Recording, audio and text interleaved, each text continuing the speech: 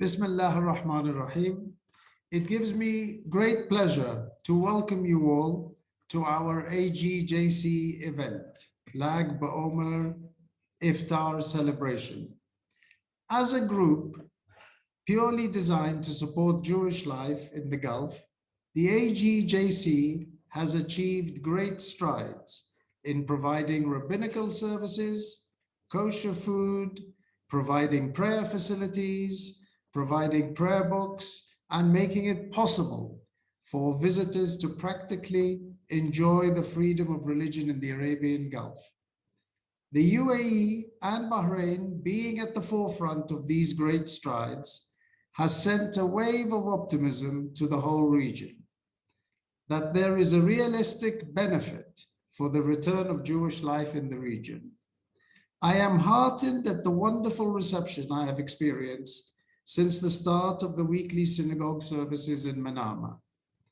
Many Muslims, Christians, and those of other faiths have come to pray in our house of prayer, and their support has been tremendous, reminding me of how in the 1930s and 40s was described to be a manama of different faiths, but one heart. This is what I truly believe lies in waiting for the region. I should now like to introduce two presenters. Rabbi Dr. Eli Abadi, who joined the Jewish Council of the Emirates in 2020 as its senior and resident rabbi. He became the rabbi of the Association of Gulf Jewish Communities upon its creation in February 2021. He oversees the Arabian Kosher Certification Agency and serves as the Av Beth Din. Also, I would like to introduce Luay Ahmed Al-Sharif, based in Abu Dhabi and holds a master's degree in software engineering from Penn State. Luay is active on YouTube since 2012, producing and presenting many entertainment shows. Luay is interested in modern languages, particularly English and ancient Semitic languages, and also in the Arabic, Hebrew, and Syriac traditions and the ancient history. Luay aims to use his knowledge in Judeo-Arabic heritage to build better relations between Arabs and the Jewish people for a better future for us all. Thank you very much, Rabbi Abadi.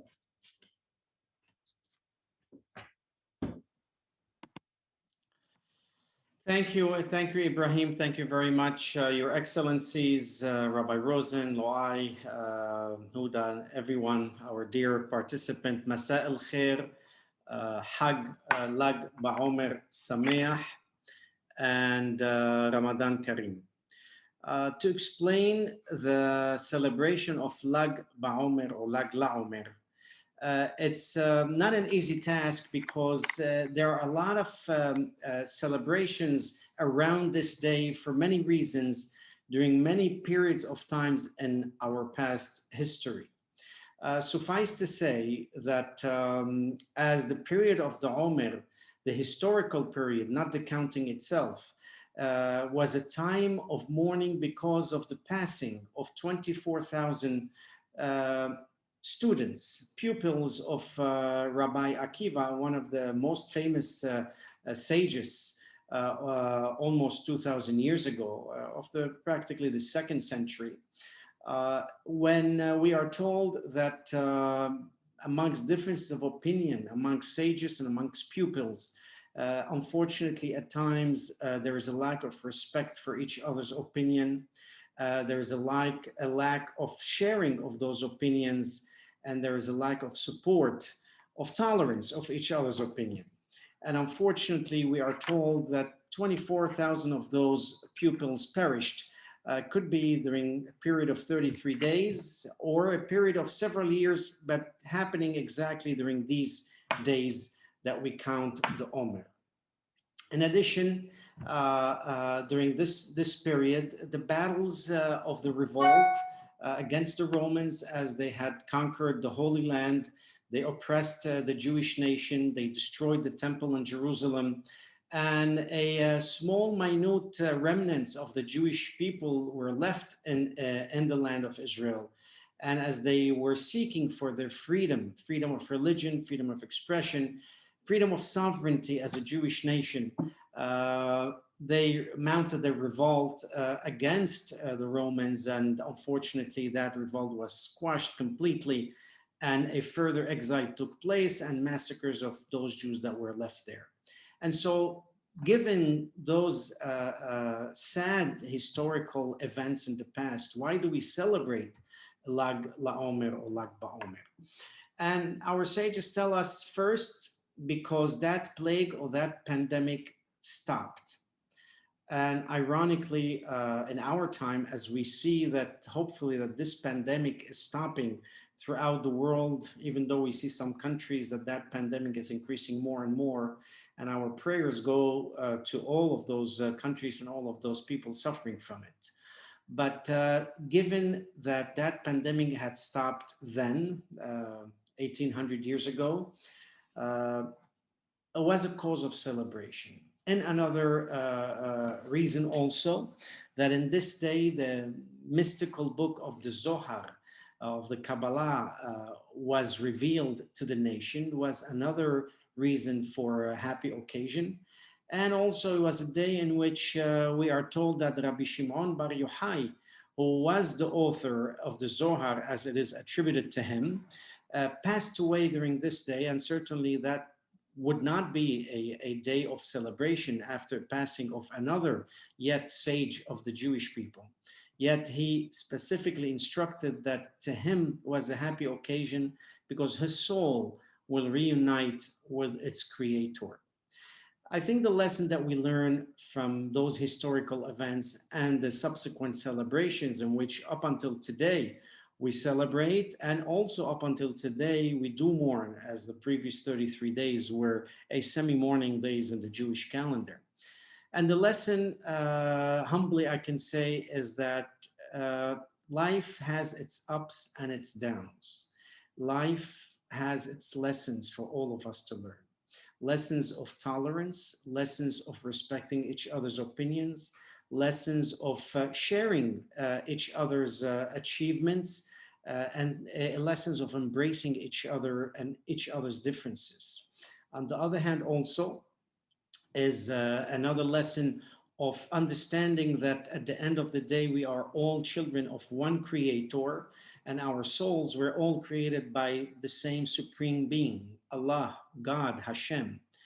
And from the difficult times to happier times, from negative situations, we learn to turn to positive situations. And I think the lesson, as I began saying, is that we always ought to make the best out of a bad situation and learn from those bad situations, learn from our mistakes, and forge ahead for a better and a brighter future. By first and foremost, accepting each other's differences, by tolerating each other's opinions, by respecting them, and at the same time by recognizing that we are all children of one God, one supreme being. When we know that we are all children of one God, of one Father, we are all members of the same family. And that is certainly a cause to celebrate. And as tonight we are gathered to first celebrate Lag BaOmer and also Iftar and the month of Ramadan, that is a clear situation in which we are respecting each other, we embracing each other traditions and customs, and we celebrating those traditions and customs together. And that is, I think, the most relevant piece of Lag LaOmer of our days. Our hopes and prayers that indeed this pandemic should end, that the world sees a brighter future, that success, health, happiness reign throughout this region and the entire world. And let us pray that indeed that would be the case. Please say together with me, Amen. And in this way, we could continue our celebration this evening. Thank you very much. بسم الله الرحمن الرحيم. بشمها إلها رحمن هرفوم B'Shem Elohim Rahmonu Imrahfonu, in the name of Allah, the most merciful, the most compassionate. Your Excellency, Yousef Otaiba, Ambassador of the United Arab Emirates to the United States of America. Your Excellency, Sheikh Abdulla bin Rashed Khalifa, Ambassador of the Kingdom of Bahrain to the United States of America. Your Excellency, Houda Nonoo, former Ambassador of Bahrain to the United States of America. Your Excellency, Marc Sievers, former Ambassador of the USA to Oman. Rabbi Rosen, International Director of Interreligious Affairs, American Jewish Community, and distinguished guests. Assalamu alaikum wa rahmatullahi wa barakatuh. Peace be with you and the blessings of Allah and His mercy. Greetings from the land of peace and tolerance, Abu Dhabi, the capital of the United Arab Emirates. Nowadays, we live memorable days with two joys. The first joy is the holy month of Ramadan, which Allah referred to in the Noble Quran and said, شهر رمضان الذي أنزل فيه القرآن هدى للناس وبينات من الهدى والفرقان فمن شهد منكم الشهر فليصم. In translation, Ramadan is the month in which we send down the Quran as a guide to mankind and clear signs for guidance and judgment. So every one of you who is present during that month should spend in fasting. The second joy is our gathering tonight, Jews and Muslims united again. The children of our great father, Abraham. We live in days close to what Isaiah bin Amos, the prophet, described when he said, nation shall not lift up sword against nation. They shall learn war no more. I'm so sure that Abraham Avinu is looking down to us, happy that his descendants are working on commonalities to build their societies rather than fighting each other, hating each other, or even killing each other. How great is peace? Peace that was made by courageous leaders like Sheikh Mohammed bin Zayed and King Hamad of Bahrain and the great leaders of the United States of America and the State of Israel in what is now known as Abraham Accords. Speaking of commonalities, allow me to talk about the importance of a shared value in this holy month between us Muslims and our cousins, the Jewish people, which is fasting. Fasting is an obligation commanded by God for the children of Israel in the Torah. Jews fast several days a year.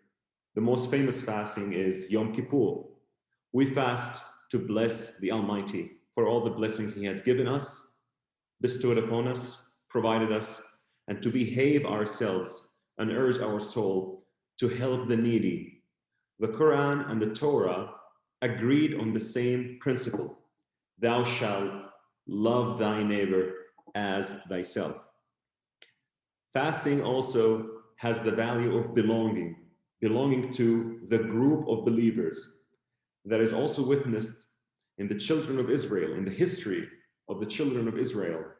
The Jews have this belonging when they fast in grief for the fall of Jerusalem, and also to rejoice the survival from the plot of Haman, the vizier of Ahasuerus, who conspired to annihilate the Jews from Persia, but he failed. Haman didn't know that God told Bil'am bin Ba'ur when he wanted to curse Moses and the Israelis, do not curse the people for they are blessed. Prophet Muhammad والسلام, was very generous, but during the month of Ramadan, he was the most generous. We try to follow his footsteps in helping the needy and spending part of our wealth to help the insolvent. Commonalities between the Jews and Muslims in Ramadan and overall are numerous. If we only make a consensus on 10% of what we have in common, we could overcome all challenges we have to have a brighter future for our societies. I am so happy to see my dear Jewish friends here in the UAE, the United Arab Emirates, or in Hebrew, إخوتها إمارات عربيات, practicing freedom of worship, work, and investment among their Muslim brothers. Indeed, the days of Isaiah are alive, and we hope the role model set by UAE becomes a model to all Muslim countries in embracing the culture of coexistence with different religions. What we have in common is much bigger than our differences, and we are capable to build our societies and achieve peace and prosperity for all. I do hope that this friendship between us grows stronger and stronger.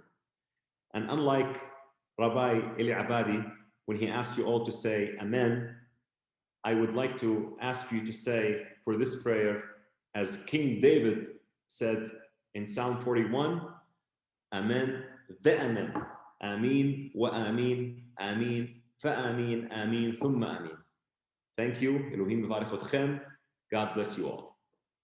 Thank you, Rabbi Abadi, and thank you, Loai. It's very exciting to scroll through social media and see photos and videos from hundreds of interfaith iftar meals taking place globally. Someone recently asked me if I remember my first iftar experience.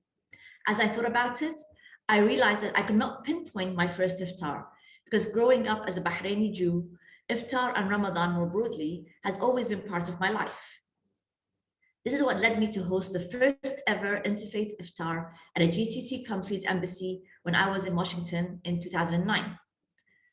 As a member of the Bahraini Jewish community, we are blessed to live in an Arab country, which continues to provide equal opportunities to us as it does to citizens and residents of all religious backgrounds. Over the years, many have asked me what it's like being appointed as the first Jewish ambassador from an Arab country. The truth is that non-Bahrainis are more surprised by my appointment than Bahrainis, because His Majesty has always supported equal rights and opportunities for people of all faiths. It does not stick out as odd to me that a Jew would be appointed to this position. It was an honor to represent Bahrain in my role as ambassador.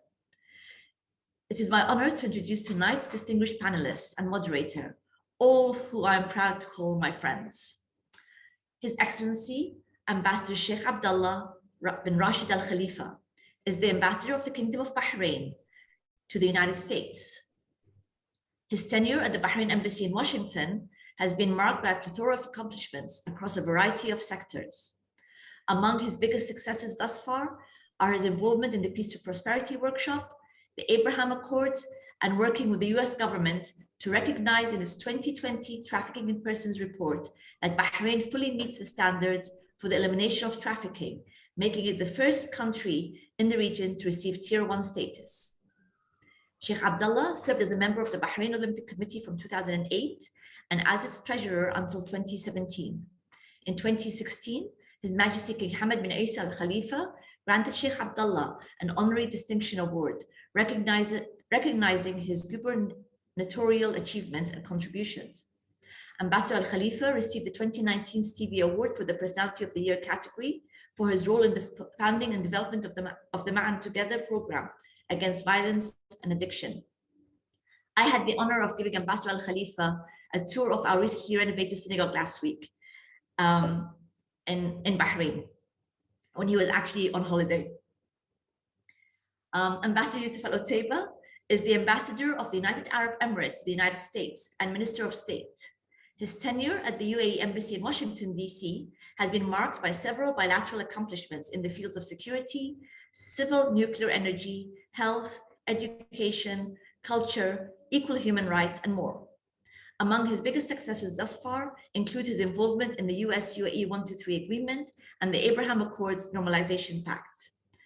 Ambassador Otaiba is a current Leadership Council member of the Center for Public Leadership at Harvard's Kennedy School of Government and helped introduce the Emirates Leadership Initiative in 2014. In addition, he serves on the board of directors for the Special Olympics, where he's worked hard to develop new opportunities for athletes with intellectual disabilities, including the 2019 World Games in Abu Dhabi. He also serves on the board of trustees for the American University in Cairo and has been closely affiliated with the Meridian International Center, Children's National Medical Center, and the UAE Embassy's Community Soccer Program. Ambassador Otaiba and I first met in 2008 when we presented our credentials to President Bush on the same day. Ambassador Marc Sievers is the former US ambassador to the Sultanate of Oman. During his tenure, he significantly advanced US-Omani relations during a turbulent period characterized by war in neighboring Yemen, sharp shifts in US policy towards Iran, and friction among Oman's Gulf neighbors. The US-Arab Bilateral Chamber of Commerce declared him Goodwill Ambassador for 2019 due to his promotion of American business. In January 2020, He joined the Atlantic Council as a non-resident senior fellow in the Council's Middle East programs. Ambassador Sievers has served with distinction in several of the Near East region's most complex and challenging posts, including Deputy Chief of Mission and Chargé d'Affaires in Cairo, Political Minister Counselor in Baghdad, Counselor for Political Affairs in Tel Aviv, Deputy Chief of Mission in Algiers, Political Counselor in Riyadh, Deputy Political Counselor in Ankara, and Political Officer in Rabat and Cairo. I actually had the pleasure of meeting Ambassador Marc Sievers for the first time in Bahrain when he joined my family, with his family, for Passover. Chief Rabbi David Rosen is the former Chief Rabbi of Ireland and is currently the International Director of International Interreligious Affairs at the American Jewish Committee. Rabbi Rosen is the President of the World Conference on Religion and Peace, Honorary President of the International Council of Christians and Jews, and serves as a Jewish board member of the King Abdulla bin Abdulaziz International Center for Interreligious and Intercultural Dialogue, CAICID. Rabbi Rosen is on the executive board of directors of World Council of Religious Leaders, a member of the Elijah Institute's board of World Religious Leaders, and past chair of the International Jewish Committee for Interreligious Consultations, which represents world Jewry in its relations with other world religious bodies. For his contributions to interfaith understanding, Rabbi Rosen received a papal knighthood in 2005, and Queen Elizabeth made him a commander of the British Empire in 2010. My link with Rabbi Rosen is that I went to Carmel College, which is the boarding school that his late father, Rabbi Koppel Rosen, founded in 1948. Rabbi Rosen, over to you. Thank you so much, Houda and Ibrahim, and Your Excellencies, Rabbi Abadi and Rodaya Sharif.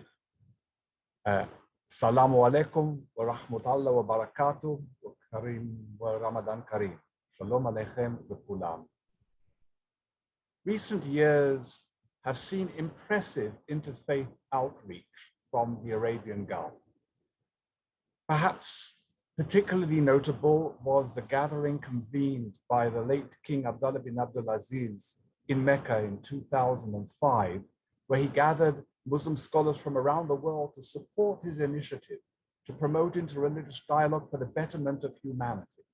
And this, of course, led to the establishment of CAICID, the King Abdullah International Center, which Houda has referred to in her kind introduction. Also notable was the appointment under King Salman of the former Minister of Justice, Dr. Muhammad al-Karim al-Issa, as a Secretary General of the Muslim World League, who has exemplified a remarkable outreach to the Jewish community worldwide. And many of you will know that January a year ago, we of the American Jewish Committee were privileged to take him and a leadership delegation of Muslim scholars to Auschwitz on the occasion of the 75th anniversary of its liberation. This was a very moving and great event. In some ways, while there have been other initiatives within the Gulf, in some ways, however, it is the UAE that has stripped far ahead in its remarkable initiatives over recent years, particularly the establishment of the Forum for the Promotion of Peace in Muslim Lands, which has now become a global outreach to the world under the auspices of the Ministry of Foreign Affairs of the UAE. There, of course, is a Ministry of Tolerance that was established in 2016. And in 2018, the Interfaith Alliance from within the Ministry of Interior. These are remarkable initiatives that show an impressive outreach in the field of interfaith relations. So I would like to ask you, Your Excellency, Ambassador Otaiba, first, how do you see these initiatives in both combating radicalization and extremism and in promoting a better world? Thank you, Rabbi Rosen. I think this debate and these initiatives are arguably the most important thing the region is going through right now. I think for a very long time, we were not paying close enough attention to religious theologies, ideologies in our part of the world, and we took the way we grew up, we took our values for granted, and then enter a phase of extremism, both in Islam and in other religions, and also in political ideologies. And those of us who grew up in moderate religious households, tolerant religious households, where we interacted with different faiths every day of our life. I grew up in Egypt, and it was very normal for me to interact with Coptics, Christian Egyptians, or Muslim Egyptians. There were also a lot of foreigners in Egypt at the time. So we grew up taking that for granted. But we've lived through a period where there was Al-Qaeda and ISIS and other extremists and terrorist groups that have taken these values and the religion that we grew up with and really perverted it and put it into a very dangerous territory. So we feel, at least in the UAE, we feel obligated to reclaim our religion back from people who basically claim it for either terrorism and extremism on one hand or politics on the other hand. So you've seen us become much more vocal about being moderate. Most people who are moderate are never, very vocal about being moderate. It's something that, I think is part of the reason we are here today. But the point is, it shouldn't be a fight. It is a fight, it shouldn't be. If we grew up the way we did, respecting people who practice other religions or even other sects, the region would be much more peaceful. Unfortunately, the region has gone through sectarian tensions and religious tensions and political tensions. And what we're trying to say is religion should not be politicized. Religion should not be a form or a wedge issue that divides people. We felt very, very proud when Pope Francis came to visit us in February of 2019, because that should be normal. That should be accepted. It should not be a taboo to have a Pope come visit an Arab country, and it should not be a taboo to make peace with Israel. These two things are very important to reclaim that narrative back and to show people that while we may have some challenges on politics or with countries, that is not a religious issue. It is not an ideological issue. Those two things should be kept very separate. And that's why I think what we're doing is so important, to kind of reclaim that mantle back and show the entire world that Islam is not inherently violent or it's not inherently extreme. It is a very small group of radicals who take it and pervert it and show a very bad reputation to the rest of us who grew up in a very normal world. Thank you so much. Your Excellency Sheikh Abdulla bin Rashed, Bahrain has a heritage of religious diversity and is home to the only indigenous Jewish community in the Gulf and the oldest synagogue and operational Jewish cemetery. We have heard from Houda how she was privileged to be appointed as the first Jewish ambassador of the Kingdom of Bahrain to the United States. We would very much like to hear from you how you see this, what you see the significance of that appointment, and perhaps what you see as its message beyond even the borders of the Kingdom of Bahrain itself. Well, thank you, Dr. Rabbi Rosen. The Jewish community in Bahrain share a common historical background. They trace their roots back to the first Jewish people who arrived on the island in the 1800s. The community mainly came from Iraq, and they settled in Bahrain under the reign of the late Emir, Sheikh Isa bin Ali al Khalifa. And basically, they were looking for a better quality of life. It's not strange to Bahrain, as a lot of communities and individuals decided to make Bahrain their home back then. They have found people that have welcomed them, and that is what we continue to do to enrich our diversity today. When it comes to the synagogue, which was established in the 1930s, it's right in the middle of the souk, and Bahrain became the only nation in the Arabian Gulf to house an active synagogue to serve the local Jewish community back then. I was very privileged to visit the synagogue last week with my friend Ambassador Nonoo.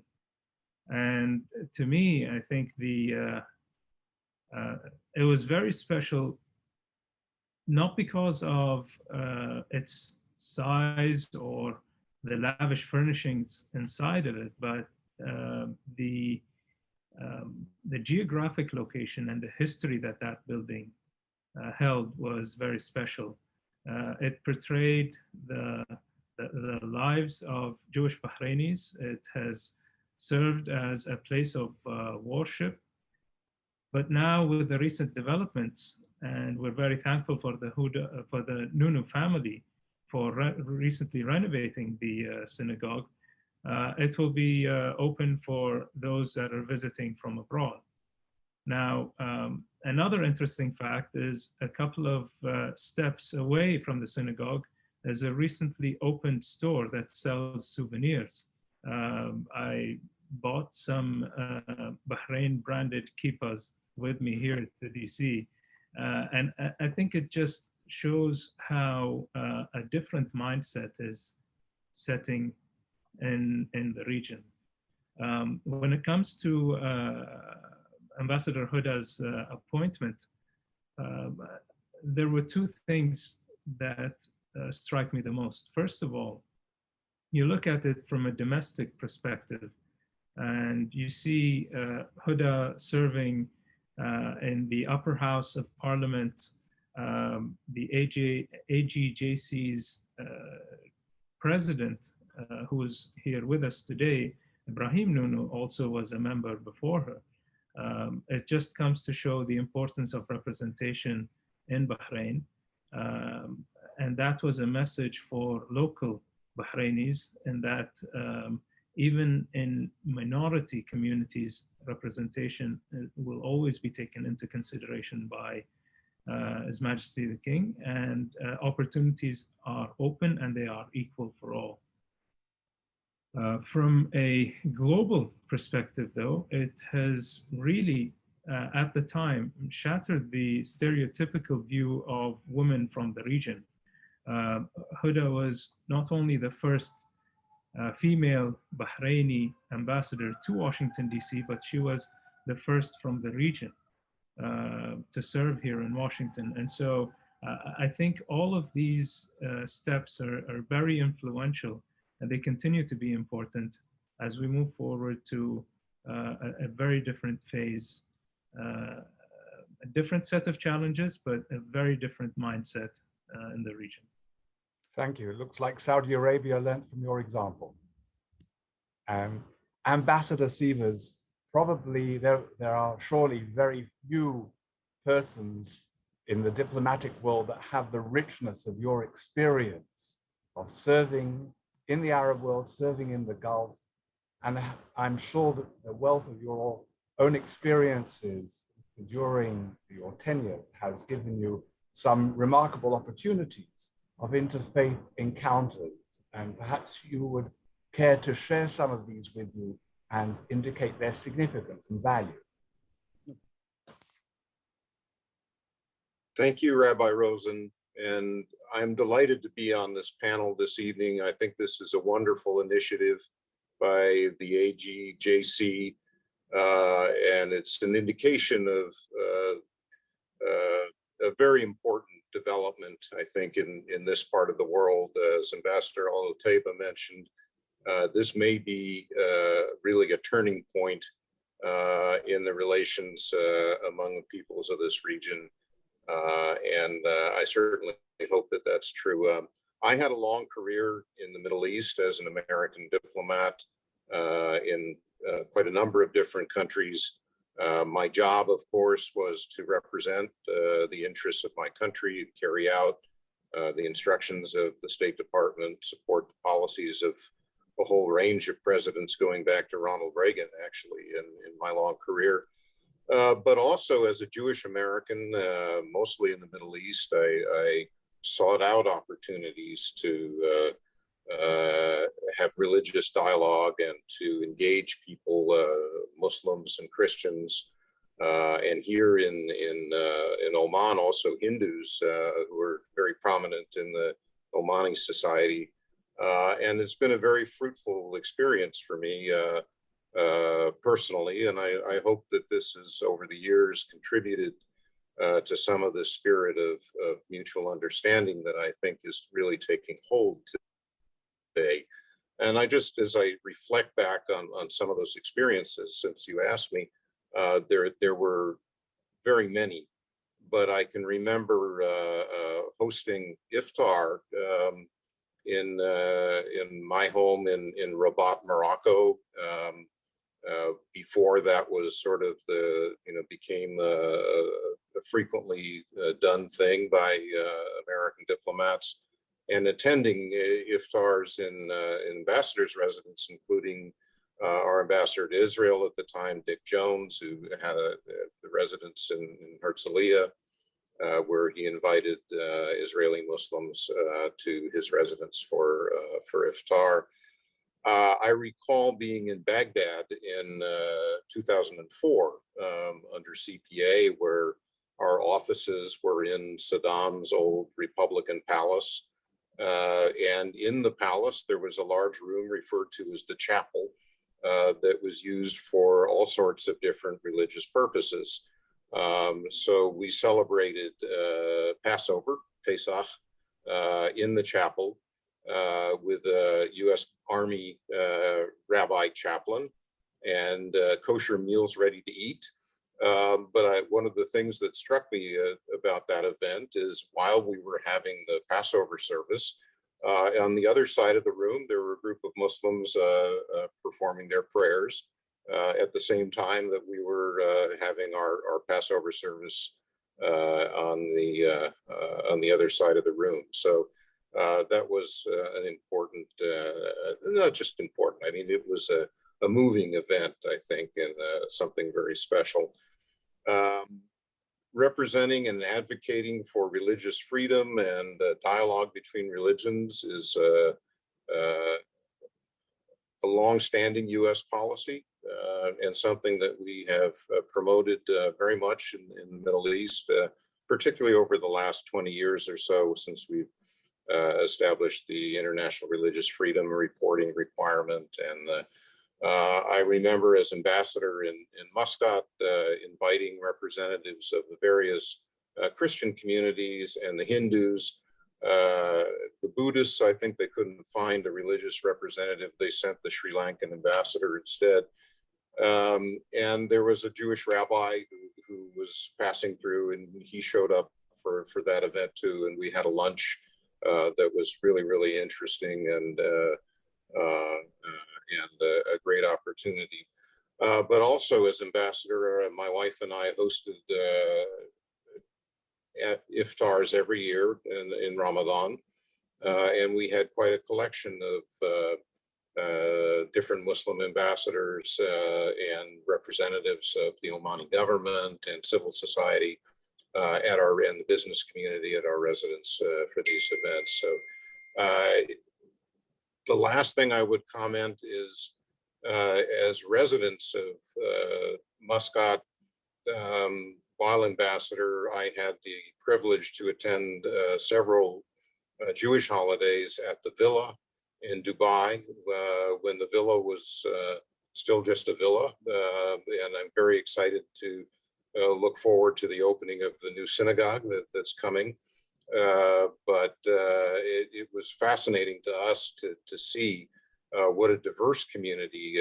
People came from literally all over the region to attend these events, along with the Jews of resident in Dubai, and how it was really welcomed by the Dubai authorities and the Emirati government. So I give great credit to the government, to both of Dubai and to the government of the United Arab Emirates for their policy in that regard.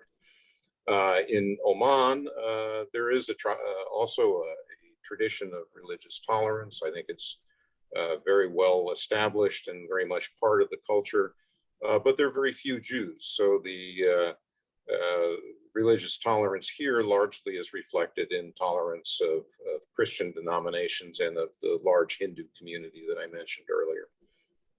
Thank you so much, and thank you for mentioning your visits to the villa in Dubai. I will presume and take advantage of my position as moderator to add to your story and let our everybody know that I was privileged to spend 2 Sabbaths with the community in Dubai on the occasions that I participated in the interfaith conferences of Sheikh Abdullah bin Baer and his Alliance of Virtue. What's really interesting about that is that these events obviously took place in Abu Dhabi, but as there was no functioning Jewish community there, and as the events either concluded on a Friday or started on a Sunday, I needed to be for the Sabbath as an Orthodox Jew. I needed to be near a Jewish community, and therefore the government of the UAE, the United Arab Emirates, at its own expense, relocated me to Dubai and put me up at a hotel so that I could be near to the Jewish community and participate in Sabbath services. I wonder whether any other part of the world such a thing would have taken place, showing such care and sensitivity for my religious observance. So you give me the opportunity to also express my gratitude to the UAE for its largesse. And perhaps that will allow me to return to you, Ambassador Otaiba. You referred to the significance of the name, the Abraham Accords, and perhaps implied that failures to achieve reconciliation in the past had been in part due to a failure to understand the spiritual dimensions of relationships, to focus perhaps only on tangibles and not to understand the intangibles. And you refer to the papal visit, which of course sends out a very powerful message. In the wake of the papal visit, UAE has declared that it was establishing the Abraham family house, where there will be 3 places of worship. And we'd be delighted to hear from you how that is progressing and what the vision is for this particular complex. Thank you. So thank you for bringing that up, Rabbi Rosen. It's really important to point out that not only was this happening, the Pope's visit, which ultimately a side effect or a consequence of was the Abrahamic house, but this was happening before the Abraham Accords. You could argue if the Abraham Accords, even if they did not occur, the Abrahamic house was still going on.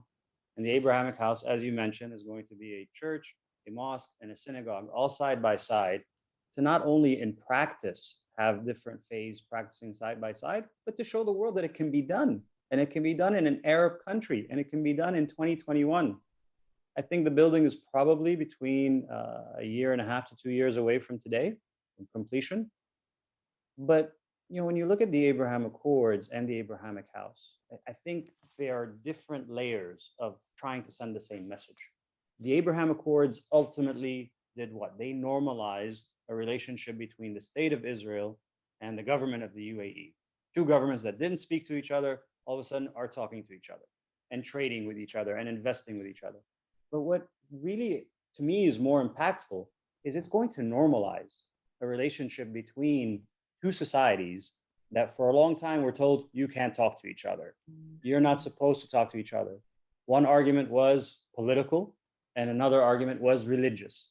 And we're trying to show people that you can normalize Muslims and Jews talking to each other. Muslims and Jews can have a normal conversation about some issues and disagree on political issues at the same time. It happens all over the world.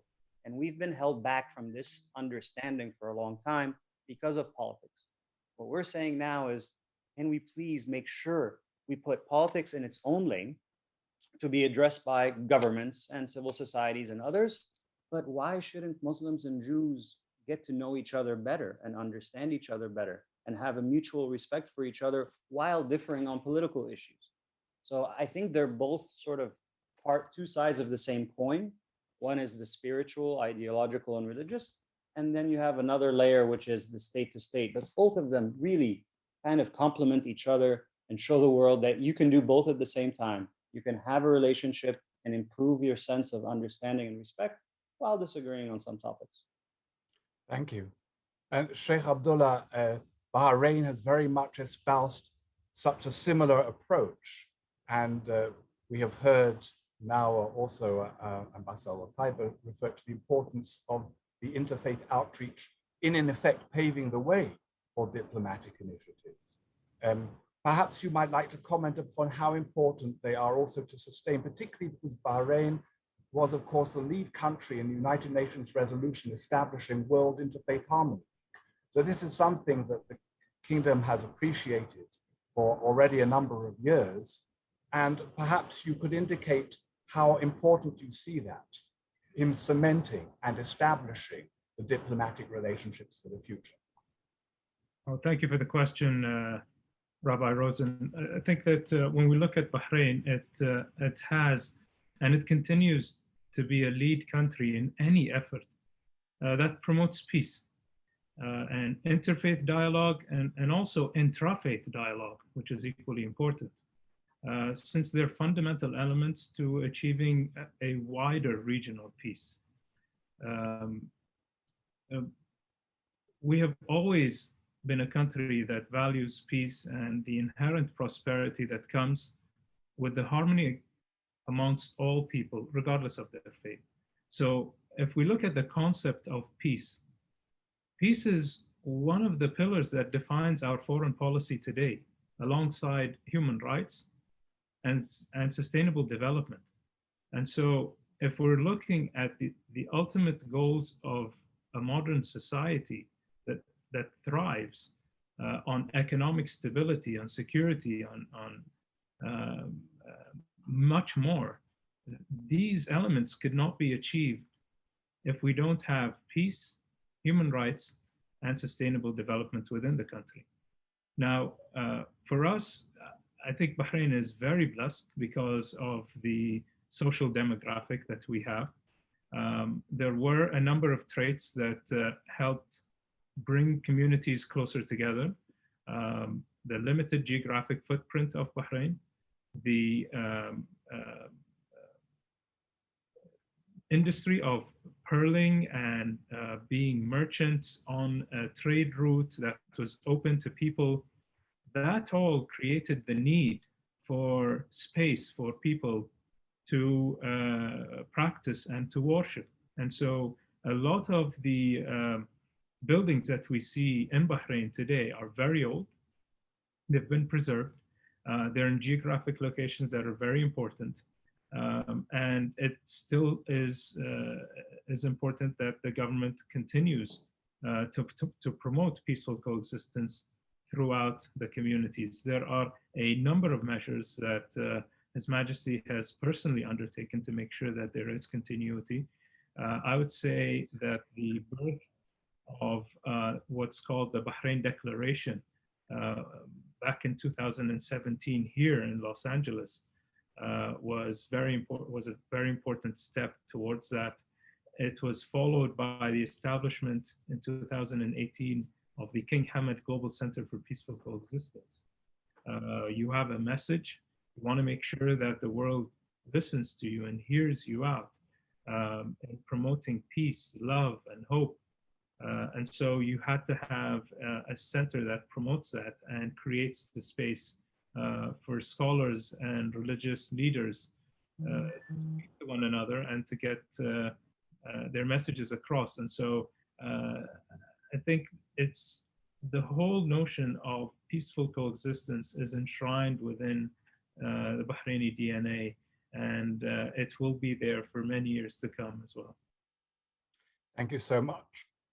Ambassador Sievers, we will give you the last word on our panel. But if you will allow me, I'm going to put you a little bit on the spot, because you spoke about how important it is for how the US sees the importance of promoting, obviously, tolerance and indeed religious freedom. But does the involvement here within the Abraham Accords perhaps suggest new opportunities with regards to the interface between the interfaith and the diplomatic? Do you see that there is potential in a closer relationship between these two dimensions, very much in accordance with what our excellencies, the ambassadors, have outlined? Yes, I do think that there is is a potential there. And I think, there is a new element in this that's come out of the Abraham Accords, different elements that were already present, I think,